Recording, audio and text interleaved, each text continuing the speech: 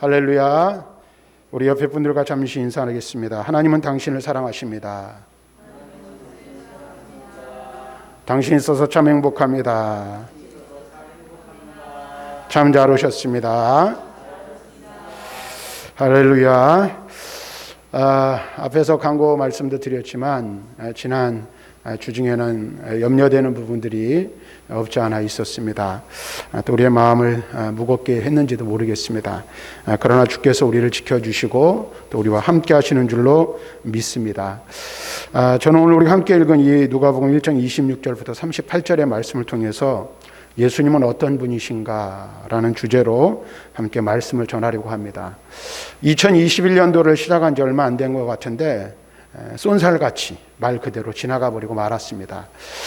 또 지난 한 해를 돌아보고 또 우리 지난 해를 돌아볼 때 2021년은 코로나라는 이 사태에 전 세계 그리고 대한민국이 우리 개인의 삶이 아주 매몰되어서 어떻게 지나갔는지 정말로 이게 알 수 없는 그런 이 두 해 2년을 보낸 것 같습니다.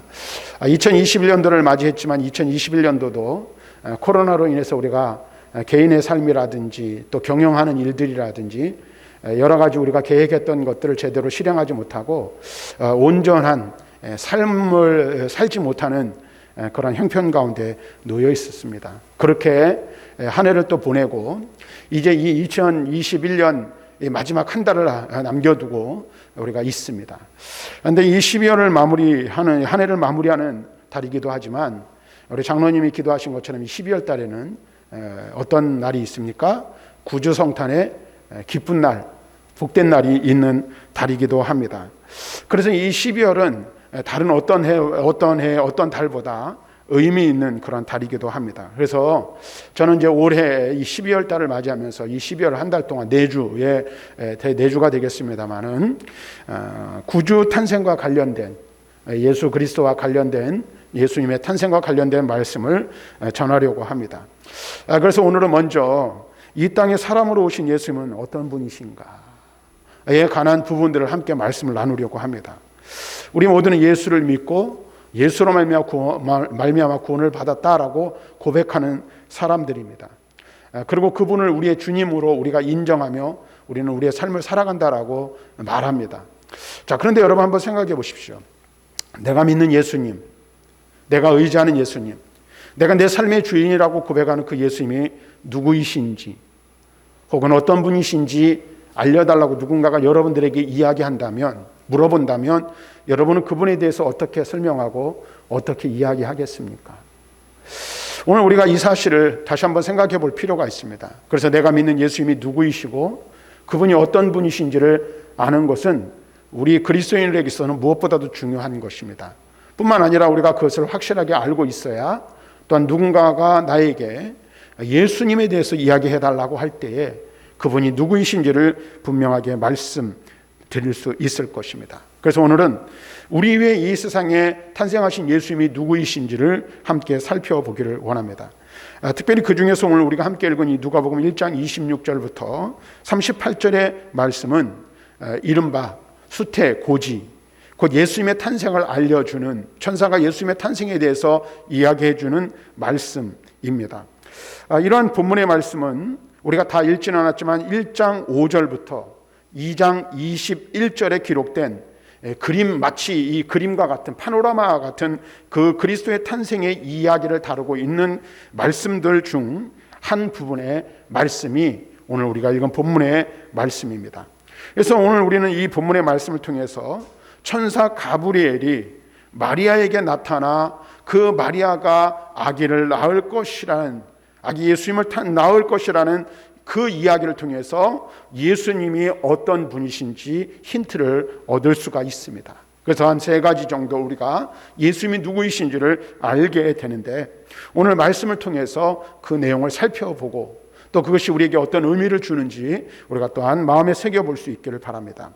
오늘 말씀은 5절에서 시작되는 말씀에서 6개월 전에 하나님이 사가랴에게 보내셨던 천사 가브리엘이 또 다시 보냄을 받아 갈릴리 나사렛이라는 동네에 나타나는 것으로 시작이 됩니다. 가브리엘 천사가 나사렛 동네에 온 것은 처녀 마리아를 만나기 위해서였습니다. 그런데 먼저 우리가 살펴볼 것은 오늘 말씀은 이 마리아가 누구인가에 대한 것입니다. 마리아는 다윗 가문의 요셉이라는 청년과 약혼한 처녀라는 사실을 강조하고 있다라는 거예요. 그러니까 이 가브리엘 천사가 수태고지를 하는데 그 수태하게 되는 그 사람의 약혼자가 다윗의 자손이라는 거예요. 그래서 27절 말씀에 보면 다윗의 자손 요셉이라 하는 사람과 약혼한 처녀에게 이르되 라고 말씀하고 있어요. 이 말씀은 장차 태어날 아기 예수님이 다윗의 자손으로 이 땅에 오실 메시아임을 암시하고 있는 말씀입니다. 그렇습니다. 예수님은 하나님의 약속대로 다윗의 자손으로 이 땅에 오신 메시아라는 사실을 우리는 이 말씀을 통해서 확인하게 되는 것입니다. 일찍이 예레미야 선지자는 예레미야 23장 5절에서 이런 예언을 했습니다. 여호와의 말씀이니라. 보라 때가 이르리니 내가 다윗에게 한 의로운 가지를 일으킬 것이라. 그가 왕이 되어 지혜롭게 다스리며 세상에서 정의와 공의를 행할 것이며. 성경은 때가 되면 다윗에게서 한 의로운 가지를 하나님께서 일으키실 것인데 그 가지가 왕이 되어 지혜롭게 다스리고 세상에서 정의와 공의를 행할 것이라 말하고 있습니다. 그리고 드디어 하나님이 말하신 그때가 되었습니다. 그리고 천사 가브리엘은 이와 같은 소식, 하나님의 때가 된 소식을 알리기 위해 누구에게 찾아온 것입니까? 마리아를 찾아온 것입니다. 이와 같은 사실을 우리는 알 수 있습니다. 하나님은 이 땅에 메시아를 보내주시겠다는 약속을 하신 거예요. 그리고 성경 곳곳에서 그 약속을 계속해서 반복해서 말씀해주고 있습니다. 그리고 오늘 이 말씀은 하나님이 약속하신 그 약속을 지키시는 장면을 우리들에게 보여주고 있습니다. 이 땅에 메시아를 보내주시겠다는 약속을 하나님께서 지금 뭐하고 계신 거예요? 실천하고 계신 것입니다. 요셉과 정원한 마리아에게 태어난 아기 예수님, 그분이 바로 약속하신 분이라는 것입니다. 우리는 이 말씀을 통해서 무엇을 깨닫습니까? 하나님은 모든 약속을 지키시는 신실하신 분이심을 알 수가 있습니다. 마리아가 하나님께 입은 은혜는 만민을 구원하는 하나님의 은혜로 이어졌습니다. 신실하신 하나님은 아브라함과 맺으신 언약을 기억하시고 누구든지 아브라함의 자손이 될 수 있는 구원의 문을 활짝 열어주셨습니다. 그분이 바로 메시아, 즉 구원자로 오신 예수님이라는 사실을 우리는 알아야 합니다. 사랑하는 성도 여러분, 이와 같은 말씀을 통해서 우리가 먼저 깨닫는 것은 무엇입니까? 하나님은 약속하신 것을 반드시 지키시는 분이시라는 사실입니다. 하나님의 약속은 시간이 흐르고 상황이 변해도 그 약속하신 것을 어떻게 하십니까? 반드시 지키시는 분이라는 사실을 우리는 알아야 합니다. 사람들은 약속을 잊었지만 하나님은 약속하신 대로 천사를 갈릴리 나사렛으로 보내어 그 약속을 이루신 것입니다. 그러므로 사랑하는 성도 여러분, 하나님께서 예수 그리스도를 통해 우리에게 하신 약속 또한 얼마나 철두철미하게 지키시는지 오늘 우리는 그 사실을 알아야 합니다. 우리 성도들에 대한 축복의 약속들, 혹은 기도 응답의 약속, 부활과 영원한 천국 기업을 주시겠다는 약속, 이 약속들을 하나님께서는 반드시 이행하실 것이라는 사실을 우리는 알아야 합니다. 뿐만 아니라 우리를 어떻게 해요? 지켜주시겠다는 약속 또한 분명하게 지키시는 줄로 믿습니다. 오늘 우리가 이 사실을 알아야 돼요. 이 약속들은 하나님이 독생자 예수 그리스도의 피를 통해 하신 맹세입니다. 그러므로 이 약속들은 다른 어떤 약속보다 더욱 확실한 것임을 우리는 알아야 합니다. 우리가 이 세상에 살면서 고통과 환난을 만났을 때에도 소망을 잃지 않는 이유는 하나님이 구원의 약속을 반드시 지켜줄 줄 믿기 때문입니다. 이 약속을 여러분 믿으십니까? 여러분, 우리가 한번 생각해 보세요. 어떠한 상황 가운데 있든지 하나님은 나를 지키시고 나와 함께 하세요. 나를 붙드시는 줄로 믿어요. 제가 어저께 전화를 한 통 받았는데 이분이 이제 동네 이장님이 저한테 제가 전화를 했군요. 이제 이장님도 이제 동네에 이런 일이 생기니까 걱정이 돼서 저 검사 받으신 분들이 어떻게 됐는지 결과가 나오면 좀 알려주십시오, 목사님. 그래서 전화를 드려서 다 음성 나왔으니까 걱정하지 말라고, 이상 없으니까 염려하지 말라고 했더니 그분이 그러시는 거예요, 이장님이. 목사님 참 용감하십니다. 그래서 뭐가 도대체 용감해? 이제 제 후배이기도 하거든요, 옛날. 그래서 뭐가 용감하냐고 그랬더니, 아니 이렇게 성도들이 그걸 걸리는 것도 걱정이 되시는데 그 동네 주민들이죠, 이장님한테는 우리 교인들이지만 모시고 가서 검사를 받았다고 그러니까 깜짝 놀랬다는 거예요. 겁도 없이 이렇게 모시고 가서 검사를 받고 오냐고 그러길래. 그런데 제가 그런 생각을 했어요. 첫째는 하나님이 우리 성도들을 지켜주셔서 아무 문제 없을 것이라고 믿는 믿음이 있었고, 그 다음에 둘째는 여러분들 우리가 뭐 코로나에 걸리든 걸리지 않든 죽든 죽지 않든 그것은 하나님의 뜻에 달려 있습니다. 오늘 우리가 이 사실을 알아야 돼요. 또 하나 이제 제가 지난 주 중에 어떤 일이 있었냐면 우리 노예에 소속된 원로 목사님 사모님께서 소천을 하셨어요. 그래서 문상을 다녀왔는데 목사님이 그런 얘기를 하시는 거예요. 이 사모님께서 췌장암에 걸리셔가지고 두 달 한 8일 만에 돌아가셨는데 그 사실을 알고 사모님이 췌장암에 걸린 것을 알고 자녀들을 불러 모아놓고 자녀들과 그 목사님이 사모님에게 자녀들이 물었다는 거예요. 수술 받으시면 좀 더 사실 수 있는데 어떻게 하시겠냐고. 수술 받으시죠. 그랬더니 사모님이 뭐라고 하신 줄 아십니까? 목사님이 그러시는 거예요. 이 사모님이 말씀하시기를 죽으면 더 좋은 데 갈 텐데 뭐 하려고 수술 받고 고생하고, 또 그 다음에 얼마나 더 살겠다고 수술을 받겠냐고. 그러면서 수술을 받지 않고 요양병원에 들어가신 지 8일 만에 하나님의 부르심을 받았다고 하더라고요. 저는 그 이야기를 들으면서 우리 예수 믿는 자의 삶의 모습이 바로 그와 같지 않은가라는 생각을 해요.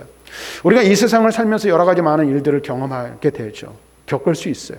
고난을 겪기도 하고 죽음의 위기를 겪기도 해요. 또 이 코로나로 인해서 여러분들 정말로 참 많은 사람들이 두려워하고 염려하고 근심합니다. 그리고 우리가 그 일을 위해서 조심도 해야 돼요. 그런데 우리는 사나 죽으나 주님의 것인 것을 알아야죠.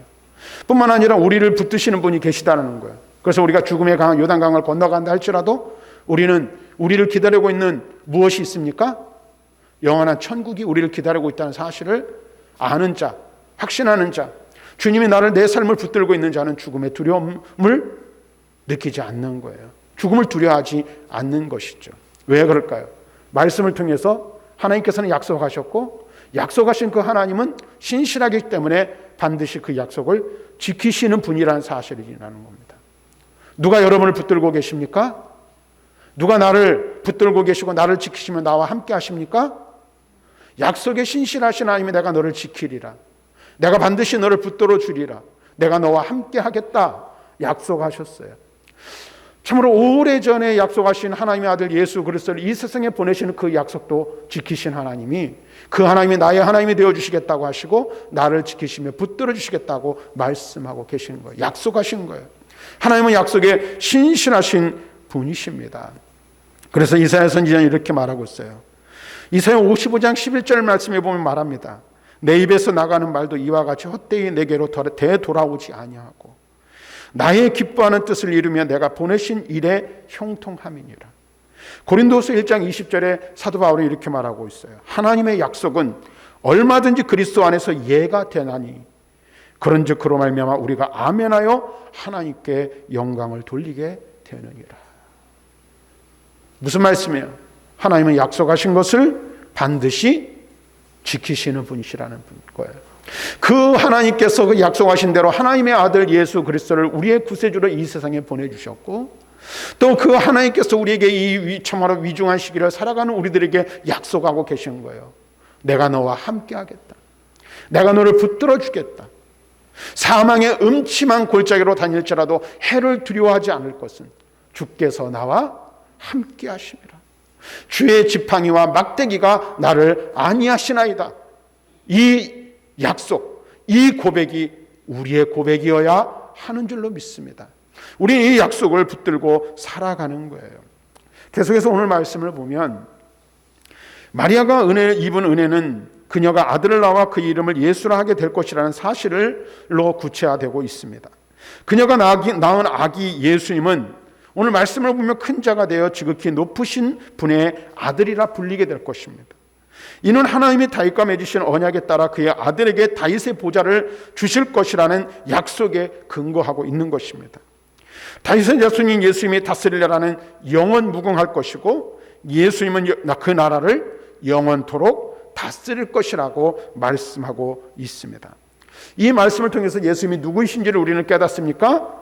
예수님은 하나님 나라의 왕으로 이 땅에 오셨다라는 사실을 우리는 깨닫게 되는 것입니다. 32절에 하나님은 예수께서 다윗의 왕위를 주셨고 다윗의 왕위를 받은 예수님은 33절에 야곱의 집을 영원히 다스리고 그 나라는 무궁할 것이라 말하고 있습니다. 예수님은 그분의 백성을 불러 모으기 위해 이 땅에 오신 하나님 나라의 왕이십니다. 그렇습니다. 사랑하는 성도 여러분, 예수님은 하나님 나라의 왕으로 이 세상에 오셨습니다. 그러므로 이제 사탄이 통치하는 사망과 흑암의 나라에서 시름하고 고통받던 자들이 예수님이 통치하시는 생명과 빛의 나라로 들어갈 수 있게 되었습니다.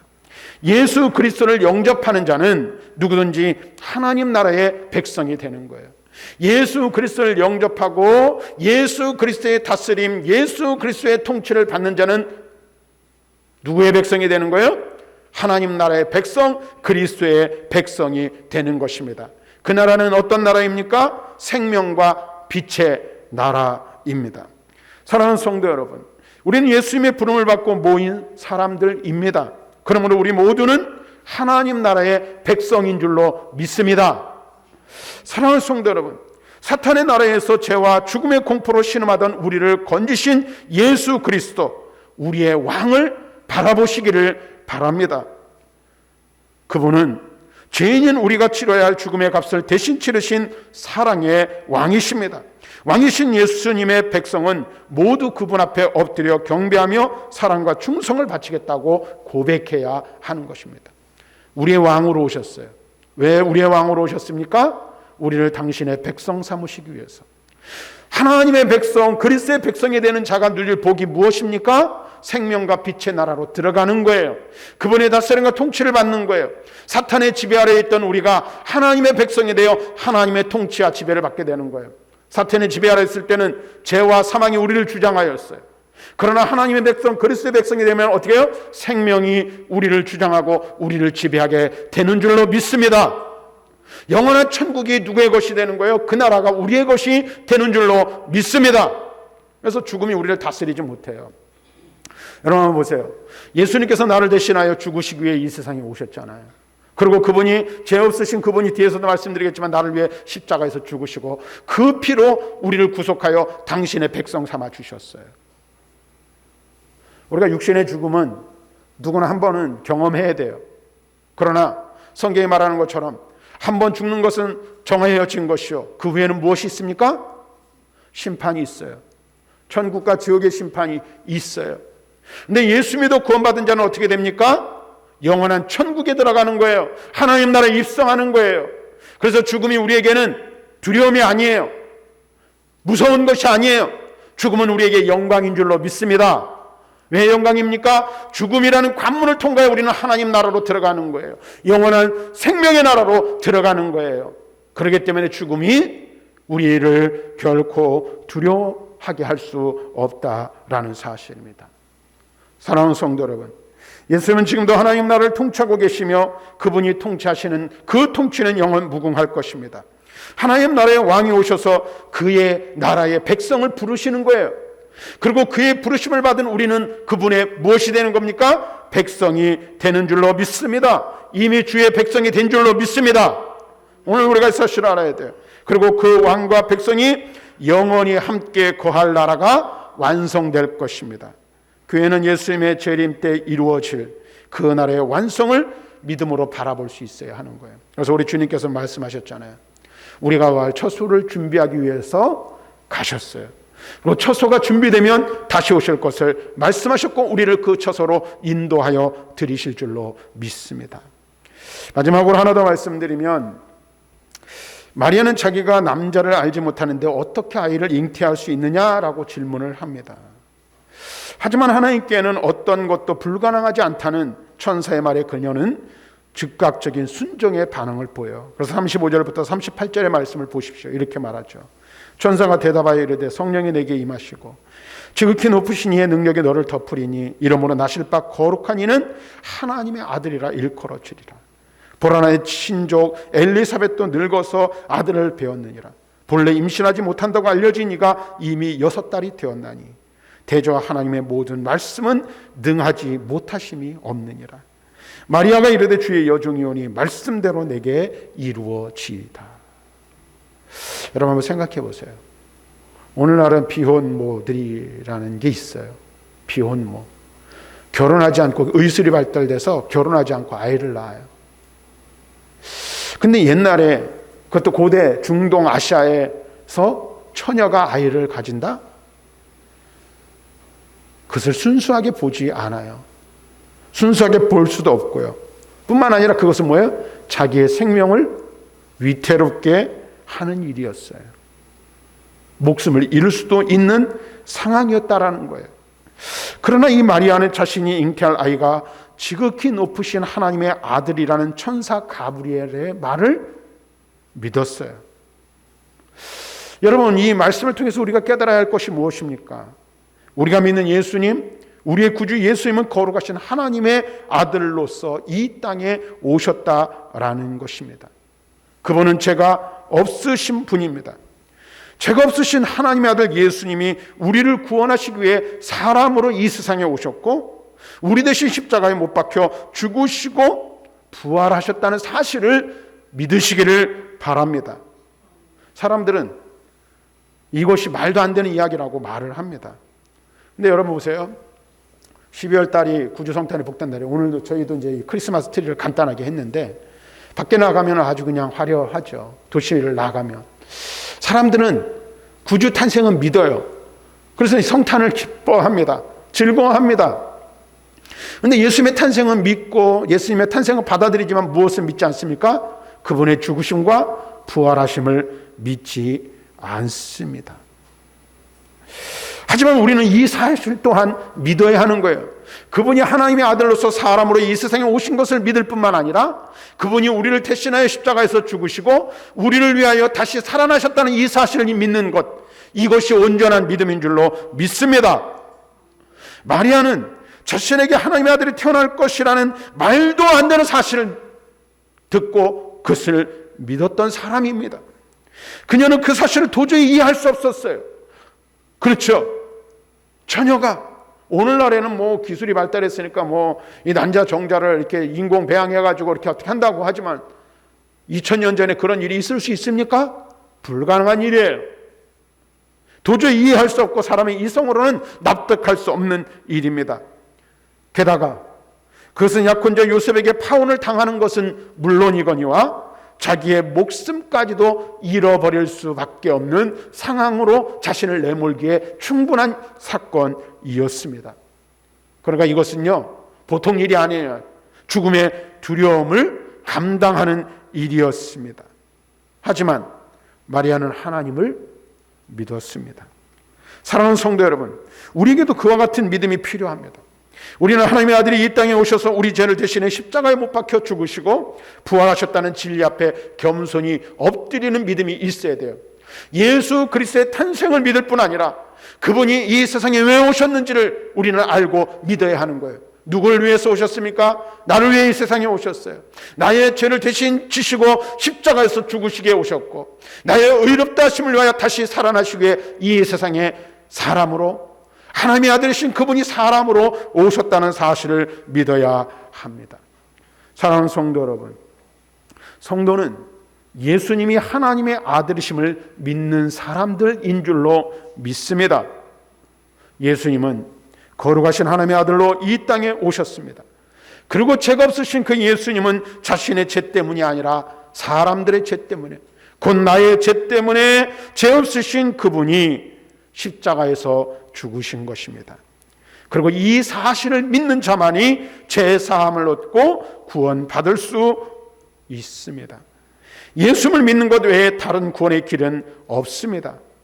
마리아가 하나님이 행하신 일들 앞에 겸손하게 엎드렸듯이 성도는 하나님이 열어주신 구원의 길에 믿음으로 겸손히 들어서야 합니다. 그리고 믿음은 불가능해 보이는 말씀을 진리로 여기고 그분 앞에 겸손히 엎드리는 것이라는 사실을 우리는 알아야 합니다. 말씀을 정리합니다. 사랑하는 성도 여러분, 우리가 믿고 의지하는 예수님이 누구이십니까? 그분은 어떤 분이십니까? 예수님은 성경의 예언대로 오신 메시아, 곧 구원자이시며 하나님 나라의 왕이십니다. 그리고 그분은 살아계신 하나님의 아들이십니다. 사랑하는 성도 여러분, 구주 성탄의 복된 날을 앞두고 있는 이 12월에 우리는 우리가 믿는 예수님이 누구이신지를 다시 한번 분명하게 마음에 새길 수 있기를 바랍니다. 그리고 그분의 진리의 복음의 말씀을 굳게 붙들고 그분의 말씀 앞에, 그분 앞에 엎드릴 수 있기를 바랍니다. 그리고 그 믿음을 가지고 세상을 향하여 나아가 예수 그리스도의 복음을 온전히 증거하기를 힘쓰는 저와 여러분, 우리 모두가 되기를 주님의 이름으로 간절히 축원합니다.